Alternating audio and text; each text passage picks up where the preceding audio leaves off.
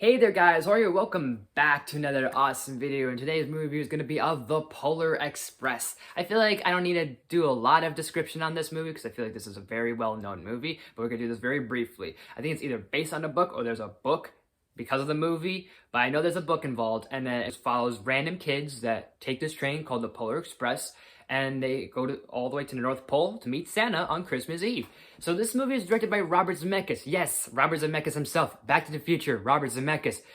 That Robert Zemeckis. And I think it's very interesting for various reasons that we're bringing this movie, because of not only because of how much older it is, and now the people that would probably watch this movie when we were younger grew up with it, and maybe there's fond memories you might have of it, and also the technology and other little stuff about this film that hold up, don't hold up. Some people don't really, it doesn't hold up as much. Some people say it still does. Honestly, I don't really have too much of a problem with this movie, and it's not because that I have fond memories of this movie, and I remember watching this a lot, and this was one of my favorites growing up, and all these other things, but there's just not a lot for me to really nitpick. There's not a lot I can really say, I hated this, I hated this, I hated this. There's not for me to say.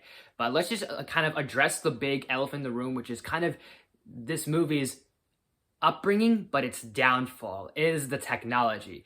And that Robert Zemeckis was trying to, I guess, experiment with doing motion capture. So hence why a lot of these characters look very much like, very, not symmetrical, but they look very kind of like, okay, they look very close to the actors that played these characters. Like, of course, Tom Hanks looks like the conductor because it's Tom Hanks that does the conductor. Tom Hanks does the, I guess, the spirit or the specter character, and then there's like another character, and I think there's Santa Claus that he also does.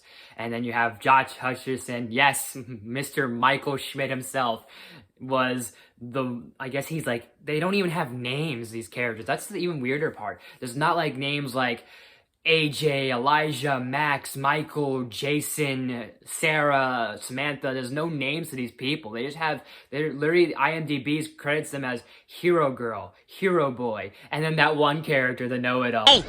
Hey you, yeah, you. Do you know what kind of train this is? Well, do ya? That's it. I don't think there's really been names to these people, which is kind of interesting. Maybe these were meant to kind of be like, they don't have names, so that way you can insert your name, like as if, hey, that's kind of like me in that scenario, or I would do something like this, or hey, I don't know what the catch was to this. Josh Hutcherson and a few other people did the motion capture for these kids and for these characters, and they do look a little like them, but it is a little like, yeah, it's not too uncanny valley, but they do very look like later PlayStation 2, early PS3 kind of designs. Like, there are definitely, I will admit, there are some moments that, yeah, some of the expressions and some of the animations are a little weird, are a little janky, are a little awkward. But I think besides those little janky things, this is a very fine and somewhat well animated. To give credit to Robert Zemeckis, he tried out something really interesting, and plus motion capture, it was like kind of like the big thing in the early 2000s, because you had movies like Lord of the Rings and also the other stuff like that, and even later on, Disney tried to do this with Jim Carrey's A Christmas Carol with the motion capture. So, I mean, this was like a really, like, not an early state, but I feel like this was in the early stages of trying to capture that. So, this works well, but this kind of, at times, like I said, doesn't run very smooth. Also, I don't know who else agrees with me on this, but let me know in the comment section down below. I swear there is a character, like, it's not a significant character, but there is like a random extra that sounds exactly like Joe Pesci. I think he's like one of the elves or something. And let me know in the comments if you guys think that's Joe Pesci or not. You guys know who I'm talking about. On number 7, though? When we're this close to liftoff, what are they thinking down there? Are they Meshuggah? Let me know in the comments if you guys think that's Joe Pesci. And the reason why I'm asking you guys if you guys think that, what's your thoughts? Because it's weird, like when you look up the cast, IMDb, about this, there's no credit to Joe Pesci. So I don't know if he did this without a paycheck, or he didn't want to be credited, or for whatever reason, IMDb didn't give credit to a legend. But I think it's hysterical either way. And you know what? Looking back on this movie, there are a lot of things, well, not a lot of things, there are some tiny little things that I picked up on. Like, I feel like, not just me, but I feel like when you go back and watch something like this when you're older, you start to notice stuff. And not just like maybe the jokes, but you start to pick up on like the messages a little.